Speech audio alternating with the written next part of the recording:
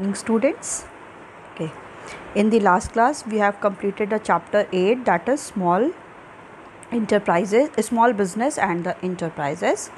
So in today's class we are going to start the new chapter of your business studies, that is internal trade. It is the chapter number 9, that is internal trade. Okay, so in this chapter we will study the meaning of the internal trade, the features of the internal trade, what are the different types of the trade, that is wholesale trade and the retail trade.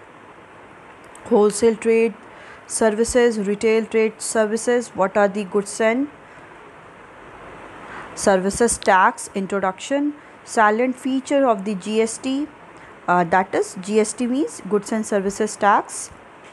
Types of the retail trades in which we have to study the itinerants, fixed shop retailer. In the itinerants we have to study the hawkers or the peddlers, periodic market traders, street traders, cheap jacks. Next topic is fixed shop, in which we have to study the small scale retailers, large scale retailers. In the small scale retailers we have to study general store, specialty store, street shop, second hand goods shop and the second shops. The next one is large scale retailers. In the large scale retailers we have to study the departmental stores. What is the meaning of the departmental store, what is the different features of the departmental store. Next is chain store, features of the chain store. Mail order retailing, features of the mail order retailings, meaning of the automatic vending machines. And last topic of this chapter of internal trade is Chamber of Commerce and Industry, in which we have to study the what is the meaning and the role and the functions of the Chamber of Commerce and Industry. Okay, so let's start. First of all, we should know what is the meaning. So, trade refers to the buying and selling of goods and services for earning profit. When buying and selling of goods and services takes place within the geographical limits of a country, it is known as internal trade. Internal trade is also known as home trade or inland trade. In internal trade, payment for goods and services are made and received in the country's national currency only. Within the country, goods can be sold anywhere. Manufacturer or the traders have to pay no custom or import duties, as goods are part of the domestic production and these are meant for the consumptions within the country. Okay, so as we already know that what is the trade. So trade is simply means the buying and selling of the goods and services for the earning profit. Why we do trade? We do trade for the earning profit. In the trade, what we have to do? We will buy and selling of the goods and services. Trade simply means buying and the selling of goods and services. कि different जो भी goods और services हैं उनको by करना और sell करना for the earning more and more profit. The main aim is to earn more and more profit. When buying and selling of goods and services takes place within the geographical limits of a country, it is known as internal trade. Okay, when buying and selling of goods and services, जब हम लोग कोई भी goods को bye करते हैं, ख़रीदते हैं या सेल करते हैं, उसको बेचते हैं, डिफरेंट गुड्स एंड सर्विसेज को which is taxed within the geographical limits of a country. ठीक है, वो कहाँ पे होती है? जो हमारी जोग्राफिकल लिमिट है, मीन्स हमारा जो इंडिया है, ठीक है, उसका जो भी एक एरिया है, जोग्राफिकल लिमिट है, उसके अंदर अगर हम लोग क्या करते उसके अंदर अगर हम लोग क्या करते हैं, जैसे ये जोग्राफिकल लिमिट है, इसके अंदर कोई भी गुड्स का परचेज और सेलिंग क्या होती है? Internal trade. Okay, so when buying and selling of the goods and services takes place within the geographical limit of a country. Means country की जो लिमिट है, जोग्राफिकल लिमिट है, उसी के अंदर ही हम लोग क्या करते हैं, गुड्स एंड सर्विसेज को के साथ डील करते हैं. It is called the internal trade. Internal trade is also known as home trade और inland trade. Okay, internal trade को होम ट्रेड भी कहते हैं क्योंकि ये अपना जो कंट्री है वो एज अ होम है, उसके अंदर होता है. इनलैंड ट्रेड मतलब जो हमारी जो इंडिया का जितना लैंड है उसके अंदर ही हो रहा है. That's why it is also called the home trade और दी inland trade. So in internal trade, payment for goods and services are made and received in the country's national currency only. Okay, internal trade में जो भी अगर कोई भी goods हम लोग purchase करते हैं या सेलर सेल करते हैं, तो जो भी उसका पेमेंट होता है, जो पेमेंट रिसीव कर रहा है एज वेल एज जो पेमेंट मेड कर रहा है, जो पेड कर रहा है, वो किस में होता है, नेशनल की इंडिया की जो नेशनल करेंसी है, means INR, Indian national currency जो है रूपी, इंडियन रूपी, उसी में ही होता है. अब ये नहीं है कि फॉर एग्ज़ाम्पल यूपी से महाराष्ट्र, यूपी में प्रोडक्ट्स आ रहे हैं महाराष्ट्र से, ओके, मुंबई से, तो ऐसा थोड़ा है कि पेमेंट यूपी महाराष्ट्र को डॉलर में करती है या पाउंड में करती है, नहीं, क्योंकि ये सारे क्या हैं, with in the geographical boundary हैं. हम लोग एक कंट्री हैं जिसमें क्या है, जो भी पेमेंट होगा जितने भी गुड्स एंड सर्विसेज का, वो नेशनल इंडियन नेशनल करेंसी में ही होगा, कोई फॉरेन की करेंसी में नहीं होगा. Okay, so within the country goods can be sold anywhere. Okay, country अगर इंडिया है, अपनी कंट्री में हम लोग गुड्स को कहीं भी सोल्ड आउट कर सकते हैं. मीन्स यूपी से हम लोग, जैसे है कि कश्मीर से कन्याकुमारी पे भी सोल्ड आउट कर, अरुणाचल प्रदेश से हम लोग राजस्थान और मुंबई पे भी कर सकते हैं. तो अपनी कंट्री में गुड्स क्या है, सोल्ड कहीं भी हो सकते हैं. मैन्युफैक्चरर और trader have to pay no custom duties और the import duties. These are the duties which are these all are the taxes. Okay, these custom duties and import duties are the taxes which are imposed on the imported goods. ठीक है, जो country में, हमारी country में, India में अगर goods क्या हैं, US से आ रहे हैं, ठीक है, US से अगर आ रहे हैं तो वी हैव टू पे सम अमाउंट ऑफ टैक्स. हमें क्या करना पड़ता है, कुछ टैक्स को पे करना पड़ता है. उस टैक्स को हम लोग क्या बोलते हैं, कस्टम ड्यूटी और इम्पोर्ट ड्यूटी. तो अगर अपनी ही कंट्री में ट्रांजैक्शंस हो रहा है, परचेजिंग और सेलिंग हो रही है, तो हमें कोई भी कस्टम ड्यूटी और इम्पोर्ट ड्यूटी को पे नहीं करना पड़ता, as goods are part of the domestic production. जो भी गुड्स हैं वो किसका पार्ट है, डोमेस्टिक प्रोडक्शन का ही पार्ट है. हमारी कंट्री में हो रही है तो सारे गुड्स हमारी ही कंट्री का पार्ट है, इसलिए हमें कोई भी इम्पोर्ट ड्यूटी, कस्टम ड्यूटीज़ को पे नहीं करना पड़ता है. And these are meant for the consumption within the country. And जो भी गुड्स हैं वो क्या है, मेंट बेसिकली फॉर है consumption within the country. Country के अंदर ही कंजप्शन उनका होता है. तो internal trade means selling, buying and selling of goods and services within the geographical boundary. It is called internal trade. ठीक है, हमें बाहर नहीं जाना होता है, जो हमारी जियोग्राफिकल बाउंड्री है हमारी कंट्री की, उसी के अंदर ही हम लोग क्या करते हैं, ट्रेड करते हैं, buying and selling of goods and services. Okay, now the next one is, what are the different features of the internal trade.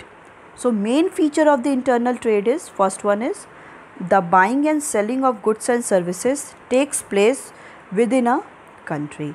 Second is the payment are made and received in the home currency only. There are no or very few formalities to be completed by the traders. Various local modes of transport can be used for the transfer of goods and services. Okay, so the buying and selling of goods and services takes place within the country. ठीक है, जो भी goods को bye करते हैं या cell करते हैं, डिफरेंट गुड्स एंड सर्विसेज को, they all are takes place within the country. सब कुछ कंट्री के अंदर ही होता है. अगर हमने कमोडिटी को परचेज़ करना है या कमोडिटीज़ को, डिफरेंट कमोडिटीज़ को सेल करना है, तो वो क्या होगा, it takes place within the country. ठीक है, कंट्री के अंदर ही होगा. The payments are made and received in the home currency only, ठीक है। जो भी पेमेंट होगा, जो भी पेमेंट बनना है, मेड है एंड रिसीव्ड है, जो हमें पेड करना है एज वेल एज जो हमें रिसीव करना है, वो क्या होगा, होम करेंसी में ही होगा, इंडियन रुपी में ही होगा। देयर आर नो और very few formalities to be completed by the traders, ठीक है। जो भी गुड्स ट्रेड होंगे, तो अगर हम लोग विद इन दी कंट्री काम करें तो बहुत, या तो एकदम ही फॉर्मेलिटीज़ नहीं होगी, जो भी हमको पेपर से रिलेटेड फॉर्मेलिटीज़ करनी पड़ती है, सेंक्शन कराना पड़ता है बहुत सारी चीज़ें, तो या तो एकदम ही एक भी नहीं कोई फॉर्मेलिटी होगी, या तो अगर होगी भी तो बहुत फ्यू फॉर्मेलिटीज़ होगी। वो भी फॉर्मेलिटीज़ कहाँ होगी कि जब हम लोग एक स्टेट से दूसरे स्टेट में क्या करेंगे, मूव करेंगे, ओके। तो ये सारी क्या हैं, कुछ बहुत रेयरेस्ट फॉर्मेलिटीज़ को फुलफ़िल करना होता है। So various local modes of transport can be use for transfer of goods and services, okay. जो भी लोकल मोड्स हैं ट्रांसपोर्टेशन के, मीन्स जो भी लोकल मोड्स हैं, जिससे हम लोग रेलवे के through as well as road के थ्रू, जो भी लोकल ट्रांसपोर्टेशन है, उन्हीं के थ्रू हम गुड्स को क्या करते हैं, ट्रांसफ़र कर लेते हैं, transfer of goods and services from one place to another place. So these all are the some features of the internal trade in which the buying and selling of goods takes place within a country. The payment are made in the home currency only, and there are very few formalities to be completed, and local modes can be used for the transfer of goods and services, okay. These all are the features of the internal trade. Now the next one is, what are the different types of the internal trade? Internal trade के कितने कौन से types होते हैं? So internal trade are divided into two. First one is wholesale trade and second one is retail trade, okay. First of all we should know that the market channel, ठीक है, हमें सबसे पहले ये जानना होगा कि market channel कैसा है, मतलब जो कैसे कोई भी कमोडिटी अगर प्रोड्यूस होती है तो कैसे मूव होती है, ठीक है। तो कैसे होगा ये, सबसे पहले मार्केट चैनल, ठीक है। इसमें क्या होगा, सबसे पहले कमोडिटी कहाँ प्रोड्यूस होगी, मैन्युफैक्चरर और producer, wait, okay. First of all it will manufacturer or producer. After that it will go to the wholesaler. Next one is retailer, and next one is, and the final is consumer, okay.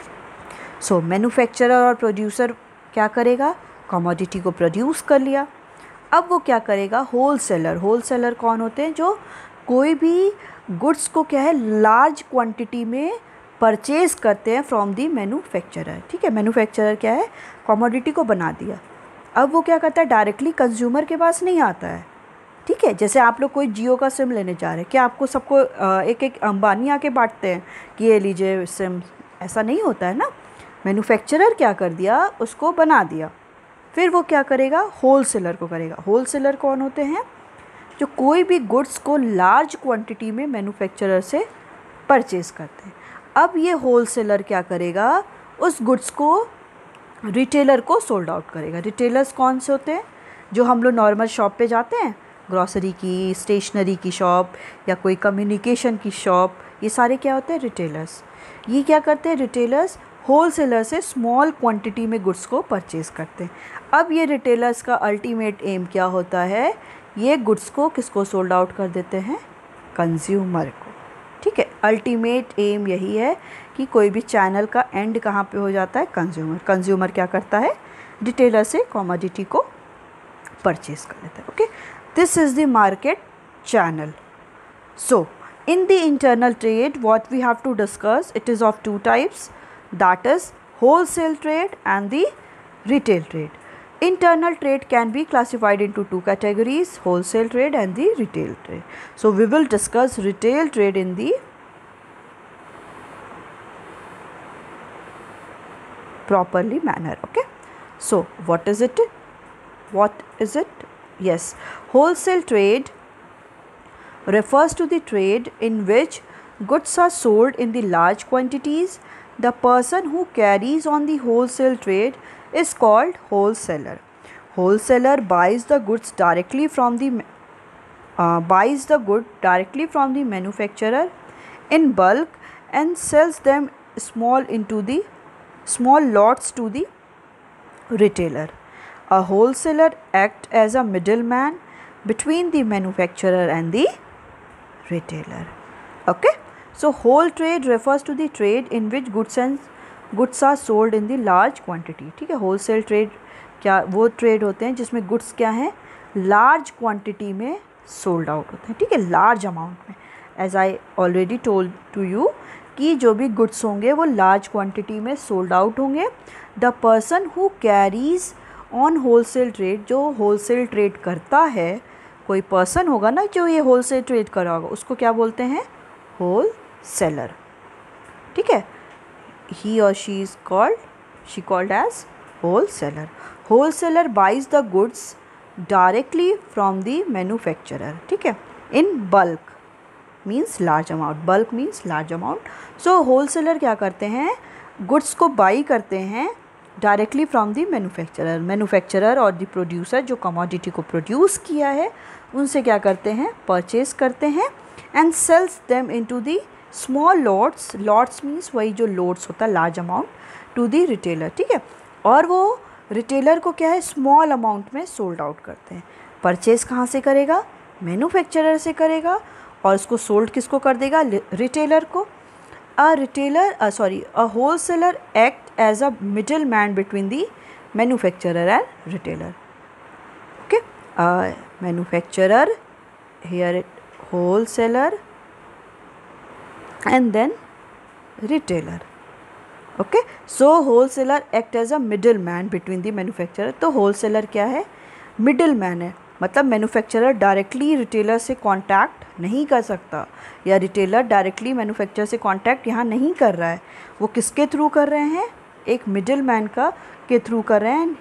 It is wholesaler. ठीक है, whole seller के through वो क्या कर रहे हैं, contact कर रहे हैं. सो it is the wholesale trade. Next one is features of the wholesale trade.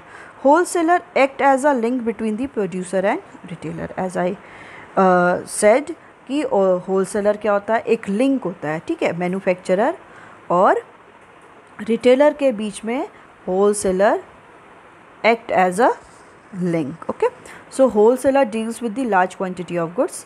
Large quantity of goods में क्या करते हैं, होलसेलर डील करते हैं. Wholesaler is a generally specialised in one line of product. ठीक है, जो भी होलसेलर होते हैं वो एक ही लाइन ऑफ प्रोडक्ट, मतलब एक सिंगल प्रोडक्ट में ही वो क्या होते हैं, स्पेशलाइज्ड होते हैं. फॉर एग्जांपल, जो क्लोथ का कर रहा है वो क्लोथ का ही करेगा, जो ग्रॉसरी का कर रहा है वो ग्रॉसरी का ही करेगा. ऐसा नहीं कि वो ग्रॉसरी का भी करेगा, क्लोथ का भी करेगा, स्टेशनरी का भी करेगा. ठीक है, जनरली ऐसा होता है. स्पेशलाइज्ड होते हैं one line of product. For example, stationery का है, फूड ग्रेन्स का है, एक्सेट्रा का है. Okay, so what we have studied, wholesaler is simply it is they purchase और they buy the goods from the manufacturer in the large quantity and sold out it to the retailer in the small lots. ठीक है, small lots में वो लोग retailer को sold out कर देते हैं. So wholesaler is act as a middleman between the manufacturer and the retailer. Now the next is wholesaler invest large amount of capital in maintaining stock of goods. ठीक है, जो wholesaler होते हैं वो बहुत लार्ज अमाउंट ऑफ कैपिटल, अपने capital को बहुत ज़्यादा अमाउंट में क्या करते हैं, उसको इन्वेस्ट करते हैं in maintaining stock of goods की. गुड्स का वो स्टॉक बना लेते हैं. ठीक है, डिफरेंट स्टॉक बनाने के लिए वो क्या करते हैं, बहुत लार्ज अमाउंट ऑफ इन्वेस्ट करते हैं. फॉर एग्जांपल, अगर उनको अपने गुड्स को कुछ रखना है, जैसे जो पेरिशेबल गुड्स हैं जो ईज़िली डिस्ट्रॉय हो सकते हैं, उनके लिए उनको क्या करना पड़ेगा, कोल्ड स्टोरेज रखना पड़ेगा, और वेयर हाउसिंग की फैसिलिटी करनी पड़ेगी, ट्रांसपोर्टेशन की फैसिलिटी करनी पड़ेगी. तो इसलिए क्या करते हैं होलसेलर, जो उनका जो अपना स्टॉक को मेंटेन करने के लिए वो क्या करते हैं, लार्ज अमाउंट में कैपिटल को इन्वेस्ट करते हैं। Okay, wholesaler generally sells goods in small lots to the retailer and generally does not sell to the ultimate consumer. Wholesaler क्या करते हैं, गुड्स को क्या है स्मॉल लॉट्स में रिटेलर को सोल्ड आउट कर देते हैं, परचेज करते हैं वो मैन्युफैक्चरर से, सोल्ड आउट कर देते हैं वो रिटेलर को, and generally does not sell to the ultimate consumer. ठीक है, वो अल्टीमेट कंज्यूमर को वो जनरली वो सोल्ड आउट नहीं करते हैं। बहुत रेयरली और रेयरली ऐसा होता है कि होलसेलर डायरेक्टली कंज्यूमर से वो कांटेक्ट करे और उनको सोल्ड आउट करे। So generally the margin of profit for the wholesaler is low. ठीक है, जनरली ये देखा जाता है कि जो प्रॉफिट है होलसेलर का वो लो होता है। ठीक है, why it will be low we will discuss. Okay, so wholesaler is the first intermediary in the distribution chain. ठीक है, ये फर्स्ट इंटरमीडियरी है। क्यों? क्योंकि अभी तक तो गुड्स किसके पास था, मैन्युफैक्चरर के पास था, वो तो प्रोड्यूस किया, तो सबसे पहले वो जो गुड्स है वो किसके पास गया, होलसेलर के पास। ठीक है, तो wholesaler is act as a first intermediary in the distribution chain. जो गुड्स के डिस्ट्रीब्यूशन का चेन है, manufacturer, wholesaler, retailer and consumer, उसका होलसेलर क्या है, फर्स्ट इंटरमीडियरी है। Okay, so services of the wholesaler. ठीक है, what are the different services which is provided by the wholesaler is the wholesaler provide many valuable services to the manufacturer as well as retailer. Wholesaler क्या करता है, बहुत सारी services provide करता है manufacturer को भी एज वेल एज रिटेलर को भी। ओके, तो services which is provided by the wholesaler to the manufacturer are first one is facilitate large scale of production and economies of scale. So economies of scale refers to the benefit of operating at a large scale. Wholesaler help the manufacturer to avail the benefits of the large scale operation as they buy goods in the large quantity. They buy in bulk, which enables the manufacturer also to produce in bulk and avail benefits of the large scale production. Okay, so facilitate large scale production means जो भी services wholesaler provide कर रहा है किसको, manufacturer को। तो economies of scale refers to the benefits of the operating at the large scale. जब कोई लार्ज स्केल पे वर्क कर रहा है तो क्या बेनिफिट मिल रहा है, क्या किस टाइप के बेनिफिट्स मिल रहे हैं, उसको बोलते हैं economies of scale. Basically it is related to the benefits when the business is operating at the large scale पे जब ऑपरेट हो रहा है। Okay, so wholesaler help the manufacturer to avail the benefits of the large scale operation.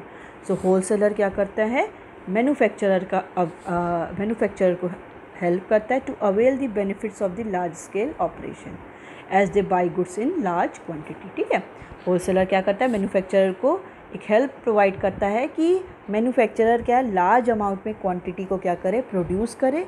Because जो wholesaler होता है वो क्या करता है, गुड्स को बाय करता है लार्ज अमाउंट में, इसलिए वो एक हेल्प मैन्युफैक्चरर की भी करता है कि मैन्युफैक्चरर लार्ज क्वांटिटी में वो गुड्स को प्रोड्यूस करे। दे बाय इन बल्क। ठीक है, जो होलसेलर होते हैं वो क्या करते हैं, गुड्स को large quantity, bulk means large quantity में उसको वो क्या करते हैं, बाय करते हैं। Which enable the manufacturer also to produce in bulk. ये मैन्युफैक्चरर को क्या इनेबल करता है, कैपेबल बनाता है, कैपेबल करता है कि मैन्युफैक्चरर भी कमोडिटी को क्या करे, लार्ज अमाउंट में प्रोड्यूस करे and avail benefits of the large scale production. और बेनिफिट्स लार्ज स्केल प्रोडक्शन पे करने का, लार्ज स्केल पे बिजनेस को करने का बेनिफिट्स को भी वो क्या करे, गेन करें। Okay, so it is the first services which is provided by the wholesaler to the retailer. Next is help in marketing function. Wholesalers employ a sales force to reach retailers located in the far corner of the country. The salesperson of the wholesalers perform the task of persuading the retailers to display and sell the goods at the retail outlet. Okay, wholesaler क्या करता है, wholesaler employ a sales force to reach retailers located in the far corner of the country. ठीक है, wholesaler क्या करते हैं, एक as a advertisement type भी कर देते हैं। कैसे? क्योंकि वो हर एक अपनी कमोडिटी को जो भी वो उन्होंने मैन्युफैक्चर से परचेज़ किया है उसको वो क्या है, जो बहुत फार एरिया में भी रह रहे हैं ना, कंट्री के बहुत फार कॉर्नर पे, जैसे बहुत बैकवर्ड एरिया में भी रहे, तो वहाँ पे भी क्या करते हैं होलसेलर, वहाँ पे पहुँचते हैं और उनको जो भी गुड्स को उन्होंने परचेज़ किया है फ्रॉम द मैन्युफैक्चरर उसको एक मार्केटिंग का भी करते हैं। मीन्स उनको बताते हैं इसकी क्वालिटी कि ये ऐसा प्रोडक्ट है, इसमें ऐसे फीचर्स हैं, ऐसा जितने भी है कि इसकी वारंटी पीरियड इतना है या गारंटी है या इसके ये किस टाइप से बना है, ऑर्गेनिक है, तो ये सारी फीचर्स वो क्या करता है, प्रोवाइड करता है। अब अगर होलसेलर ये सारी इंफॉर्मेशन अगर रिटेलर को दे रहा है तो रिटेलर ये सारी इंफॉर्मेशन किसको देगा, कंज्यूमर को देगा कि इसमें ये ऐसी ऐसी इसके फीचर्स हैं। अब कंज्यूमर उन कमोडिटी को परचेज़ करेगा। जब कमोडिटीज़ को कंज्यूमर परचेज़ करेगा तब अल्टीमेटली क्या होगा, मैन्युफैक्चरर उस कमोडिटी को फिर से प्रोड्यूस करेगा क्योंकि उसकी डिमांड बहुत ज़्यादा हो गई है। जब डिमांड ज़्यादा हो जाएगी तो उसको सप्लाई भी इंक्रीज़ करना पड़ेगा। तो एक मार्केटिंग कौन किया यहाँ पे, होलसेलर किया, कि वो डायरेक्टली ना करके इनडायरेक्टली करा है। So that the sales person of the wholesaler perform the task of persuading the retailer to display and sell the goods at the retail outlet. ठीक है, वो रिटेल आउटलेट पे, रिटेल शॉप पे जाके वो उस सारे गुड्स को क्या करता है, डिस्प्ले करता है, शो करता है कि ऐसे ऐसे प्रोडक्ट हैं, इसकी ये क्वालिटी है, इसको आप लोग क्या करो, इसको सेल कर देते हैं, फिर आप उनको कंज्यूमर को भी सोल्ड आउट करो। तो ये क्या हो गया, एक मार्केटिंग में भी होलसेलर क्या किया, मैन्युफैक्चरर की हेल्प किया, डायरेक्टली और indirectly. Next one is expert advice. The wholesaler provide information regarding the preferences and expectation of the consumer to the manufacturer. He also collects information regarding the products of competitor, price of their product. Wholesaler makes suggestions about the type and quality of goods required by the consumer. Such information helps the producer to regulate production according to the changing requirement of the consumer. ठीक है, इसमें क्या होता है, the wholesaler provide information regarding the preferences and expectation of the consumer. इसमें क्या करता है, जो भी होलसेलर है वो सारी इंफॉर्मेशन, ठीक है, प्रोडक्ट के बारे में सारी information regarding the preference and expectation of the customer, कि कस्टमर की कैसी एक्सपेक्टेशन है इसके गुड में और कैसा वो प्रेफरेंस करता है, ये सारी इंफॉर्मेशन वो मैन्युफैक्चरर को देता है। अब वो मैन्युफैक्चरर को कैसे देता होगा, उसको ये इन्फॉर्मेशन कहाँ से मिलती होगी, तो होलसेलर को इन्फॉर्मेशन कहाँ से मिलती है, रिटेलर से। और रिटेलर वो कैसे जानता है किसी भी टेस्ट के बारे में, वो कस्टमर, कि जैसे हम लोग होता है ना, किसी शॉप पे जाते हैं तो बताते हैं कि मुझे ये प्रोडक्ट चाहिए जिसमें ऐसी क्वालिटी हो, ये हो वो, तो रिटेलर को ये समझ में आ जाता है कि अभी डिमांड किस प्रोडक्ट की ज़्यादा है, कि लोग क्या अपने प्रोडक्ट में क्या एक मेन ऐसा इंपॉर्टेंट थिंग है जो वो अपने गुड में या प्रोडक्ट में देखना चाह रहे हैं। ये सारी इन्फॉर्मेशन रिटेलर क्या है, होलसेलर को देता है। होलसेलर को बताता है कि नहीं, अभी जो कस्टमर्स आ रहे हैं वो ऐसे प्रोडक्ट की डिमांड करें कि उन्हें चाहिए कि इस प्रोडक्ट में ऐसी ऐसी क्वालिटी हो। अब ये इन्फॉर्मेशन किसको पता चल गई, होलसेलर को पता चल गई। अब होलसेलर क्या करेगा, ये सारी इन्फॉर्मेशन एक्सपेक्टेशन कस्टमर की डायरेक्टली मैन्युफैक्चरर को होता है। Okay, so he also collect information regarding the product of the competitor.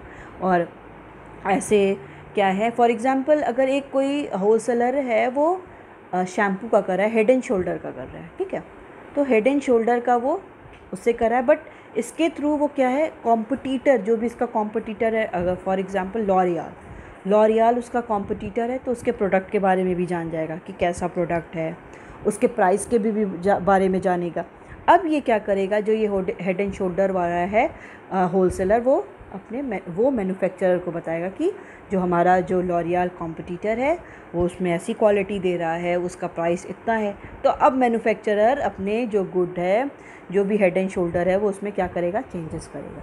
आप लोग देखते होंगे कि एंटी डैंड्रफ के लिए कुछ क्या है ऐड करते हैं कि हाँ डिफरेंट, अगर मैगी है तो उसमें भी नया नया फ्लेवर लाना, या बिस्किट है उसमें भी कुछ नया ऐड करना। क्यों? क्योंकि कस्टमर्स की वैसी डिमांड हो रही है, कस्टमर भी वैसे ही प्रोडक्ट को चाह रहे हैं। टूथपेस्ट है, टूथपेस्ट में अब क्या है, किसी को टर्मरिक तो किसी को सॉल्ट, ये सब सारे चेंजेस क्यों हो रहे हैं, मिंट चाहिए, ये सारे क्योंकि डिमांड है। और ये सारी डिमांड होलसेलर क्या कर रहा है, मैन्युफैक्चरर को इंफॉर्मेशन प्रोवाइड कर रहा है। Okay, so wholesaler make suggestion about the type and quality of goods required by the customer, कि कैसे कस्टमर गुड्स को डिमांड कर रहे हैं, उसकी क्वालिटी के बारे में। Such information helps the producer to regulate production. ठीक है, ये सारी इन्फॉर्मेशन अगर किसी भी मैन्युफैक्चरर को मिलेगी तो वो अपने प्रोडक्शन में रेगुलेट करेगा, चेंजेस लाएगा according to changing requirement of the customer. जैसे भी कस्टमर की रिक्वायरमेंट है उस रिक्वायरमेंट के अकॉर्डिंग जो भी मैन्युफैक्चरर है वो अपने प्रोडक्ट में चेंज लाएगा। Okay, so it's all about your today's class, we will continue it in the next class. Okay, thank you.